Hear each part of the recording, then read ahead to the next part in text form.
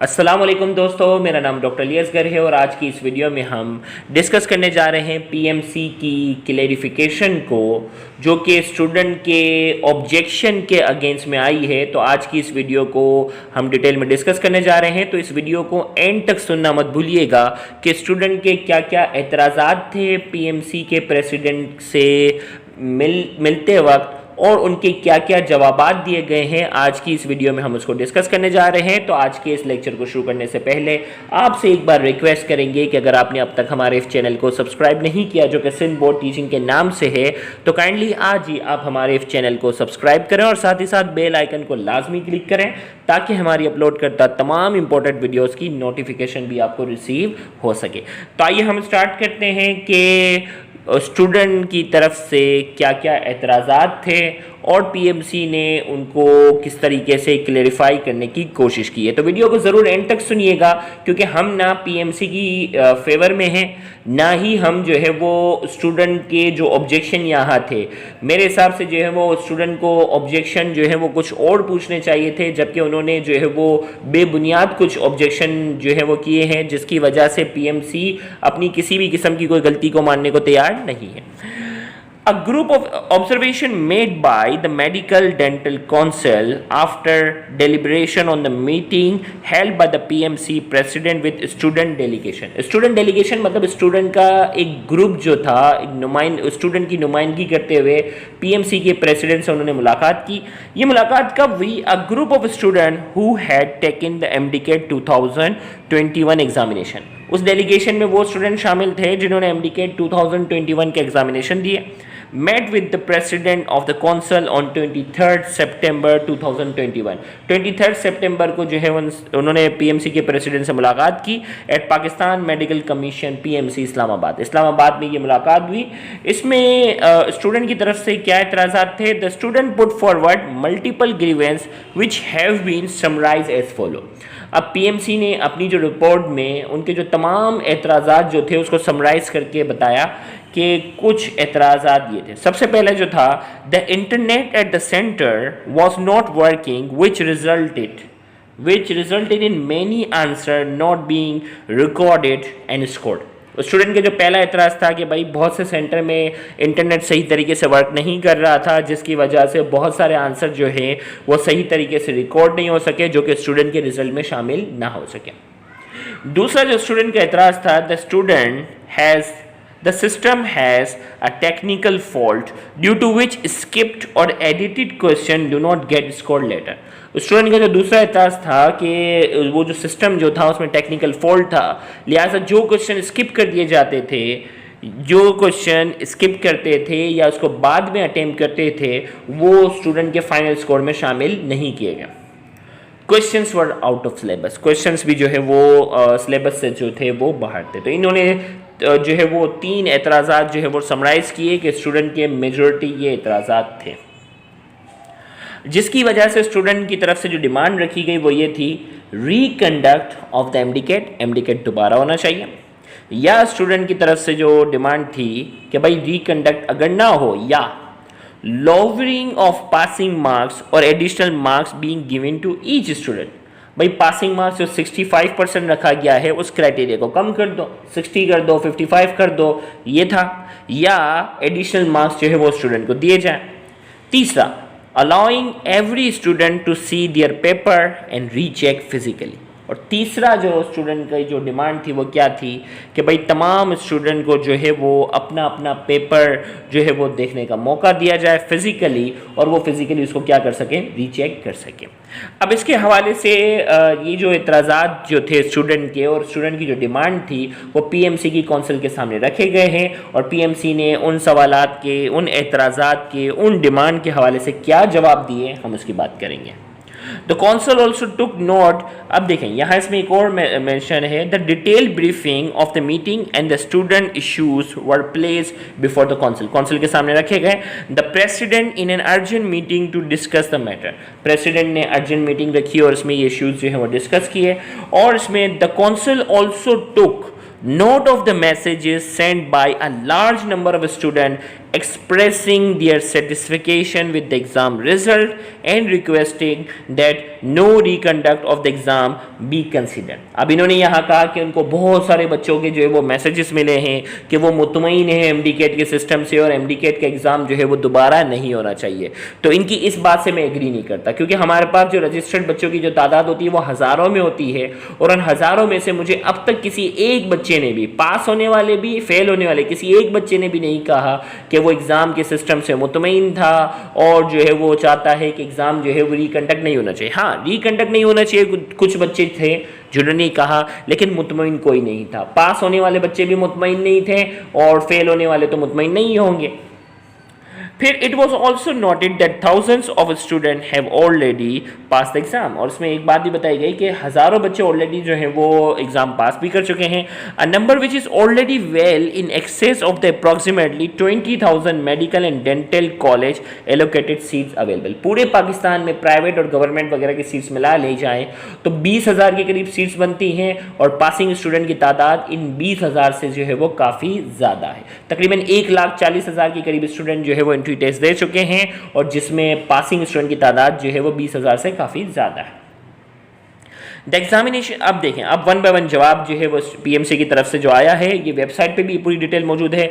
The examination system does not work on live open internet. अब जो पहला इतराज़ था कि भाई इंटरनेट की बात बताना चाह रहे हैं, तो उन्होंने कहा लाइव ओपन इंटरनेट पर ये एग्जाम जो है वो कंडक्ट नहीं किया गया। It is design to operate on a wireless local area network at each centre. Local area उनका अपना एक सिस्टम बना हुआ था उस तरह, यानी ये ओपन इंटरनेट के थ्रू जो ये एग्जाम नहीं था। Therefore the concern regarding internet or Wi-Fi being down is misconceived। यहाँ इसी तरीके से जो है वो इंटरनेट सही नहीं था, वाईफाई सही नहीं था, तो ये भी था मिसकंसीव था।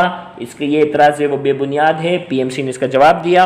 All the final answers submitted by each student at the end of the exam are uploaded to the server at each exam center through the local area network securely without exception. उन्होंने कहा कि भाई final answer जो है वो बिल्कुल सही तरीके से जो है वो अपलोडेड हुआ है, और बाकायदा सर्वर में बाकायदा उनके आंसर जो है वो सेव तक भी मौजूद हैं। The up to date data for question mark as skip. अब देखो स्किप क्वेश्चन के बारे में बताया ना कि भाई स्किप क्वेश्चन का मार्क नहीं मिला, तो इसका वो मैं पूरा पढ़ने के बजाय मैं इसको जस्ट से समराइज कर दूं कि भाई उन्होंने कहा कि टोटल जितने भी क्वेश्चन है ना 1,40,000 स्टूडेंट ने जिन्होंने टेस्ट दिया है, उसमें स्किप करदा क्वेश्चन की तादाद है 0.13%। यानी हर 5 स्टूडेंट जो पेपर दे रहे हैं ना, 210 सवाल 210 सवाल 210 सवाल, उन 5 स्टूडेंट में से किसी एक स्टूडेंट ने कोई एक सवाल जो है वो स्किप किया। और इसकी सबसे बड़ी वजह है कि स्टार्टिंग से ही सोशल मीडिया पे ये बात जो है वो गर्दिश कर रही थी कि कोई क्वेश्चन स्किप ना करे, स्किप करदा क्वेश्चन के नंबर नहीं मिलेंगे। तो बाद में जितने भी स्टूडेंट गए हैं उन्होंने कोई भी क्वेश्चन जो है वो स्किप नहीं किया है। तो इसीलिए ये जो परसेंटेज आ रही है वो 0.13% इसीलिए आ रही है कि हर 5 में से कोई एक स्टूडेंट ने जो है वो कोई एक क्वेश्चन जो है वो स्किप किया है। तो इसकी सबसे बड़ी वजह ये भी थी। तो उन्होंने कहा कि भाई आप अगर कह रहे हो कि स्किप करदा क्वेश्चंस के नंबर नहीं मिल रहे, तो स्किप भी क्वेश्चन इतना कम कर रहे हैं, बिलो एवरेज है, लिहाजा ये एतराज़ भी पीएमसी ने अपनी तरफ से क्या कर दिया है, हटा दिया। फिर अब PMC out of syllabus question के हवाले से पीएमसी ने क्या कहा, the MDCAT syllabus was prepared by the national and medical dental academic board for the 2021 MDCAT. बाकायदा ये सिलेबस प्रिपेयर किया गया था national medical and dental academic board for preparation of the syllabus representative of all provincial board. उन्होंने कहा कि भाई जब प्रिपेयर सिलेबस किया गया तो इसको रिव्यू करने के लिए तमाम provincial board, federal board, IBCC, इन तमाम को इन्वाइट किया गया कि वो आए और सिलेबस को क्या करें, रिव्यू करें। In fact the scope of the syllabus for the 2021 MDCAT is less than that of the syllabus which was previously approved by the board in 2020। अब इसी तरीके से यहाँ बताना चाह रहा है कि इनफैक्ट यहाँ ये बताना चाह रहा है कि 2021 का जो सिलेबस है वो 2020 के मुकाबले में थोड़ा सा क्या था, कम था। Therefore, students have known about the scope of the syllabus for a year now, and if anything were provided a reduced syllabus for 2021 MDCAT compared to 2020। यानी ये कहना चाह रहा है कि 2020 का जो सिलेबस था उससे भी उन्होंने थोड़ा सा सिलेबस जो है वो क्या किया है, रिड्यूस किया है। और वो 2020 का सिलेबस एक साल पहले से ही जो है वो अपलोडेड था और स्टूडेंट इससे वाकिफ थे। Furthermore, in terms of the structure of the MDCAT, the board decreases the difficulty index compared to 2020 MDCAT exam. 2020 की MDCAT एग्जाम को तो ऐसे स्टैंडर्ड लिया जा रहा है जिसमें उन्होंने फूल खिलाया हो। मैं तो सीधी बात कर रहा हूँ, 2020 के MDCAT के एग्जाम में उन्होंने जो बंट मारे हैं वो भी तारीख की एक बदतरीन मिसाल है। और अब ये 2000 MDCAT को जो स्टैंडर्ड साबित करने के लिए बार बार 2020 के MDCAT एग्जाम से कंपेयर करके अपने आप को एक तरीके से जस्टिफिकेशन करने की कोशिश कर रहे हैं। तो कह रहे हैं कि डिफिकल्टी इंडेक्स भी जो है वो 2020 के MDCAT एग्जाम से जो है वो कम था। The only addition for the 2021 MDCAT is the section on reason and logic. सिर्फ बोला कि सिर्फ एक चीज का इजाफा था जिसमें 10 क्वेश्चन जो है वो लॉजिकल एंड रीजनिंग क्वेश्चंस का इजाफा किए गए थे, जिसकी वजह से क्वेश्चन 200 से 210 कर दिए गए। The question bank was created by expert in each subject and thereafter reviewed by two separate panel of expert to verify the difficulty index ascribed to each question। अब इन्होंने कहा कि भाई ये जो क्वेश्चन बैंक बनाई गई है वो एक्सपर्ट ने बनाई है और इसके बाद डिफिकल्टी इंडेक्स भी उनके जो वो पैनल जो दो अलग अलग सेपरेट पैनल हैं वो फैसला करते हैं। The detail process was undertaking and therefore as a whole the examination is within the prescribed syllabus। और उन्होंने कहा कि भाई ये prescribed syllabus था, इसी से एग्जाम है। The council also note that none of the students were able to identify the exact question they claim were out of syllabus and only made general allegation। वो कह रहे हैं सिर्फ जनरल एलिगेशन लगते गए, कोई एग्जैक्ट सवाल लाकर किसी ने नहीं बताया कि ये आउट ऑफ सिलेबस है। तो इनसे यही बात मैं करना चाहूँगा कि आपने क्वेश्चन बैंक कौन सा दिया है, क्वेश्चन पेपर आपने दिए नहीं तो बच्चे कैसे एग्जैक्ट बताएंगे। तो एग्जैक्ट क्वेश्चन बताने के लिए मैं स्टूडेंट से गुजारिश करूँगा कि जिसको अपने क्वेश्चंस याद हो थोड़े बहुत भी, वो गूगल पर उसको टाइप करें तो आपके सामने वही पूरा क्वेश्चन जो है वो किसी ना किसी इंडियन वेबसाइट से खुलकर आपके सामने आ जाएगा और इनकी स्टैंडर्ड MCQ बैंक का जो है राज भी आपके सामने खुलेगा। तो आपने क्या करना है कि जो क्वेश्चन आपको लग रहे हो कि भाई आउट ऑफ सिलेबस है और आपको एग्जैक्ट वर्डिंग उसकी याद नहीं आ रही, तो आप उसकी टूटी फूटी वर्डिंग भी गूगल पर लिखें तो आपके सामने सैंपल के तौर पर बहुत सारे MCQ आ जाएंगे जो कि इंडियन वेबसाइट पर अवेलेबल होते हैं, इंटरनेशनल वेबसाइट पर अवेलेबल होते हैं।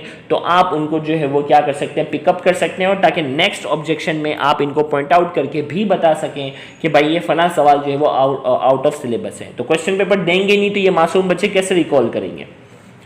At the conclusion of the exam, a post-exam analysis will be carried out। अब फाइनली उन्होंने कहा कि भाई एग्जाम के बाद जो है वो पोस्ट एग्जाम एनालिसिस होगा by a team of expert की टीम होंगी एज पर इंटरनेशनल स्टैंडर्ड्स के मुताबिक। The result will be made public. Any question found to be contrary to the principle of examination in terms of being vague or sufficiently discriminatory shall be removed and any student attempting such questions would be given a full marks for the question। उन्होंने कहा भाई post exam analysis होगा जिसमें out of syllabus या इसके standard के मुताबिक जो सवाल पूरा नहीं उतर रहा होगा उसके मार्क्स जो है वो स्टूडेंट को पूरे दिए जाएंगे। अब सवाल ये पैदा होता है कि हर स्टूडेंट का पेपर अलग अलग है।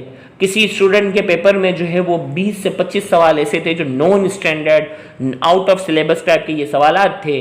तो उन बच्चों को जो है वो सिर्फ अटेम्प्ट करने पर आप 25, अगर आप ईमानदारी पे आते हो तो उन स्टूडेंट को आप सिर्फ वो क्वेश्चन अटेम्प्ट करने पर 25 से 30 मार्क्स दे देते हो, जबकि कुछ स्टूडेंट के पेपर में सिर्फ 5 सवाल ऐसे थे जो आउट ऑफ सिलेबस या नॉन स्टैंडर्ड थे, उनको 5 नंबर दिए जाते हैं।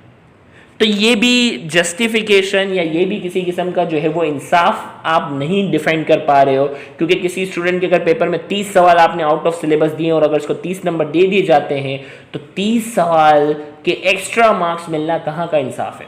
तो ये भी बहुत एक सवालिया निशान है। फिर आगे उन्होंने कहा a student can neither be provide. अब देखो क्वेश्चन पेपर के हवाले से कहा ना कि भाई क्वेश्चन पेपर दे दो फिजिकली, तो उन्होंने कहा student can neither be provided a copy of their question paper and answer nor shown their paper physically. भाई उन्होंने कहा हम क्वेश्चन पेपर भी नहीं देंगे, आंसर भी नहीं दे सकते और फिजिकली पेपर भी शो नहीं कर सकते। क्यों नहीं कर सकते? The paper is in digital format, paper जो है वो डिजिटल फॉर्मेट में है। So are the answers which are scored by a computer, there is no human error element involve. इन्होंने कहा भाई कि ये डिजिटल फॉर्मेट में है और कंप्यूटर स्कोर करता है, लिहाजा ह्यूमन एरर इन्वॉल्व नहीं। तो मैं सवाल ये पूछता हूँ कि कोई भी क्वेश्चन देते हो तो उस क्वेश्चन की आंसर की क्या कंप्यूटर खुद डिसाइड करता है या आंसर की आपने पुट करनी होती है? आंसर की आपने पुट करनी होती है, कंप्यूटर कभी आंसर की खुद जज नहीं करता। तो ह्यूमन एरर ना होने की तो बात आपकी गलत है, क्योंकि क्वेश्चन बैंक के साथ उसकी आंसर की में एरर जो होता है वो क्वेश्चन बनाने वाले की तरफ से भी हो सकता है, और वो आंसर की आप पुट करते हो और उसकी बेस पर जाकर जो है वो कंप्यूटर उसका क्या करता है, स्कोर टेली करता है। तो ये बात भी जो है वो नाकाबिल यकीन है कि इसमें ह्यूमन एरर की इन्वॉल्वमेंट नहीं है। ह्यूमन एरर की मानते इन्वॉल्वमेंट नहीं है, लेकिन आंसर की तो ह्यूमन की तरफ से दी जाती है ना, तो अगर उसी में एरर है तो कंप्यूटर बेचारा क्या करेगा। Furthermore, releasing the question paper containing the question and answer is contrary to best practice internationally, as that result in the question bank being exposed and result in academics developing keys to prepare student through road system. अब ये कह रहा है कि अगर हम question bank हम expose कर दें, आंसर के साथ कर दें, तो मुख्तलिफ एकेडमीज उसकी आंसर की प्रिपेयर करेंगे और बच्चे फिर जो है वो कंपटीशन के बजाय जो है वो रोड लर्निंग पर डिपेंड करेंगे।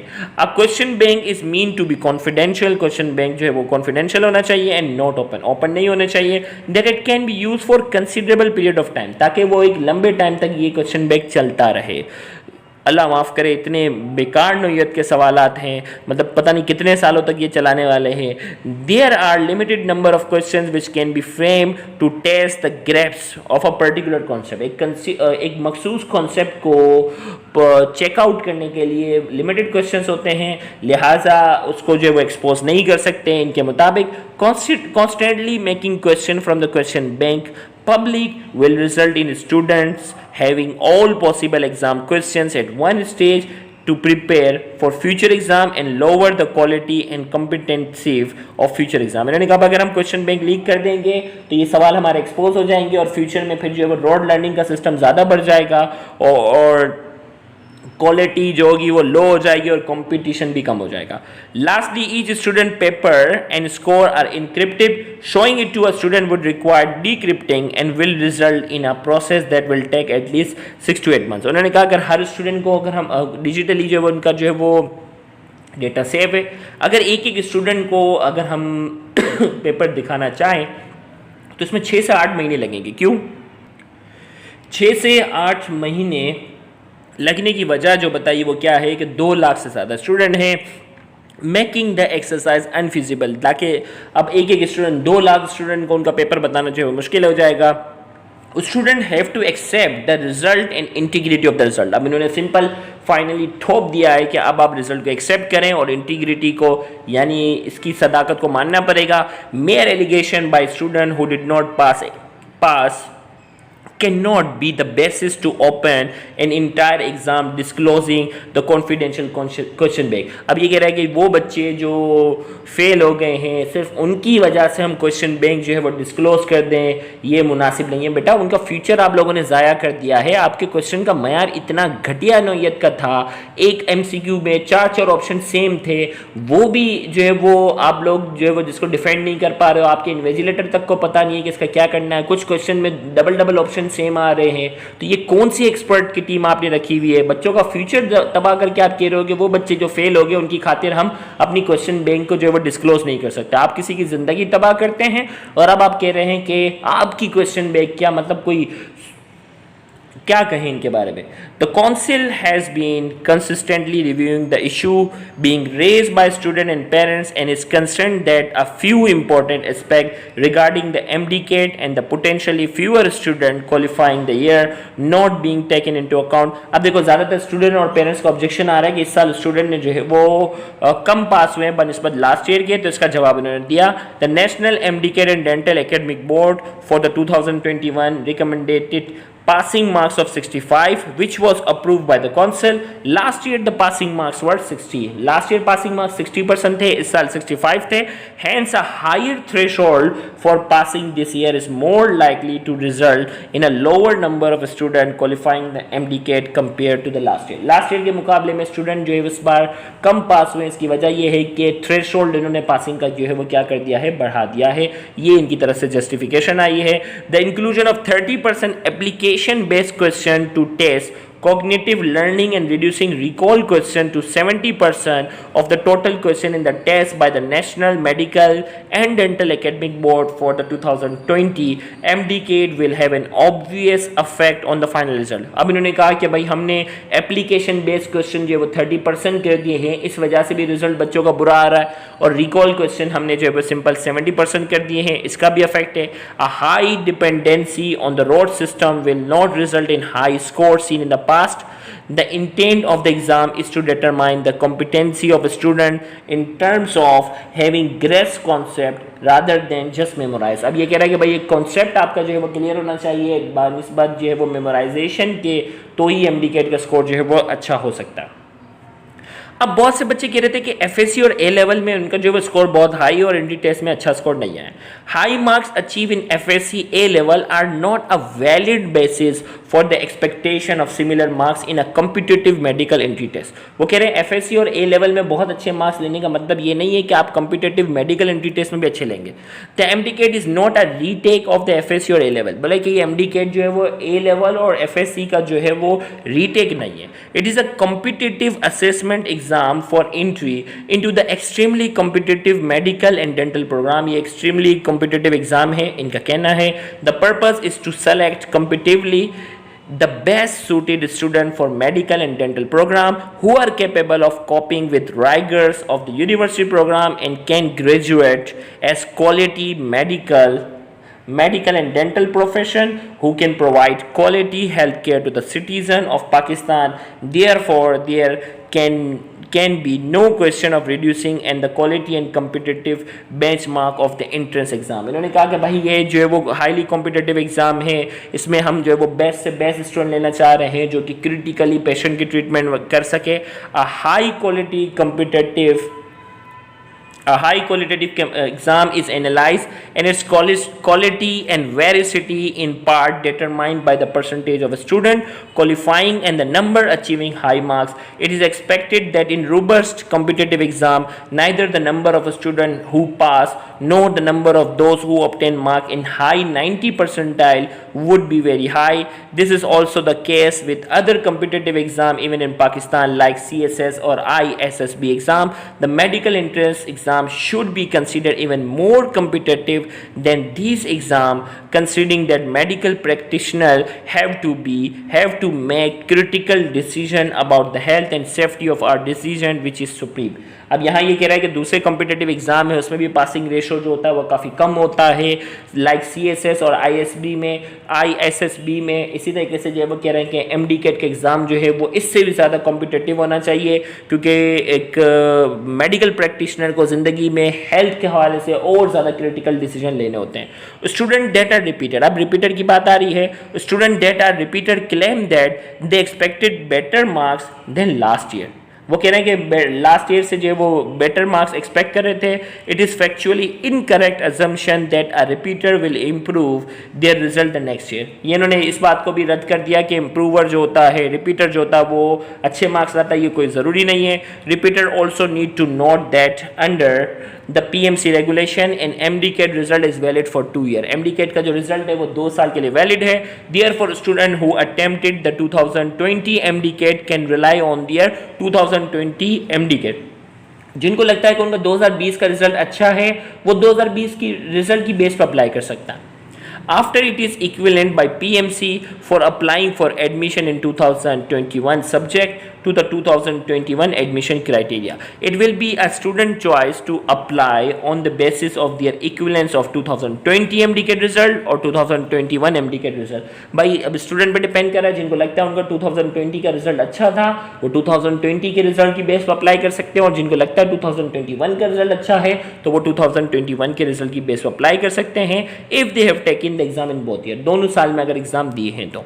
The equivalence of the 2020 MDCAT result for admission in 2021-22 will be available and undertaking after conclusion of 2021 MDCAT exam. अब इसमें उन्होंने इक्विवेलेंस बनानी है. हो सकता है कि लास्ट ईयर वालों के 1-2% वो माइनस करें, तो वो इक्विवेलेंस बनाएंगे. इक्विवेलेंस अवेलेबल होगा लेकिन MDCAT 2021 के एग्जाम के बाद.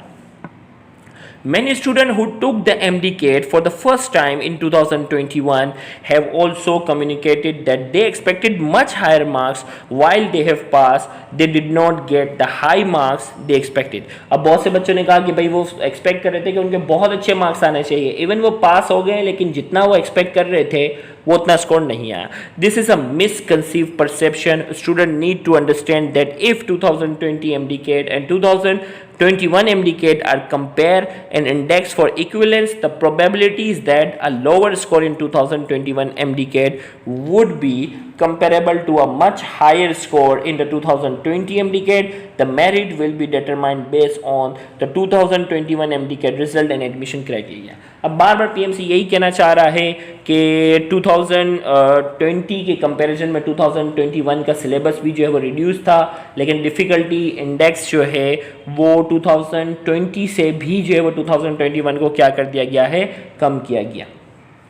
फिर आगे फाइनली जो है the council after detailed deliberation on the issue concluded that the 2021 MDCAT exam is being conducted strictly as per the syllabus and structure prepared by the National Medical and Dental Academic Board, and the exam system is functioning properly and the interims result are corrected subjected to the post exam analysis and the final result to be issued thereafter. The 2021 exam will therefore continue as a schedule. All results shall be subjected to the post exam analysis and any correction required after rechecking will be made. अब finally इसको जो है वो conclude कर दिया गया, भाई वो प्रॉपर सिलेबस के मुताबिक एग्ज़ाम ले रहे हैं. बेशक आप इससे एग्री करें ना करें, मैं एग्री करूँ ना करूँ, PMC ने बोल दिया है कि भाई प्रॉपरली जो है वो सिलेबस के मुताबिक जो है वो एग्ज़ाम लिया जा रहा है और रिज़ल्ट जो है वो फाइनल रिज़ल्ट जो होगा वो पब्लिक कर दिया जाएगा, लेकिन पोस्ट एग्ज़ाम एनालिसिस के बाद. उसमें हो सकता है कि आउट ऑफ सिलेबस वाले सवालात या वो MCQ जिसके 4 ऑप्शन जो है वो सेम थे या मल्टीपल ऑप्शन जो है वो सेम थे, तो उनके जो है वो स्टूडेंट को नंबर मिल जाए और उनका फाइनल स्कोर जो है वो बढ़ जाए. तो ये PMC की तरफ से जो है वो क्लैरिफिकेशन आई है. उम्मीद करते हैं कि आज की इस वीडियो से आप कुछ अपडेट रहे होंगे. जैसे ही PMC के हवाले से कोई और क्लैरिफिकेशन या कोई मज़ीद अपडेट आएगी तो इंशाल्लाह हम वीडियो के ज़रिए आपको ज़रूर इन्फॉर्म करेंगे. Thank you very much. अल्लाह हाफ़िज़.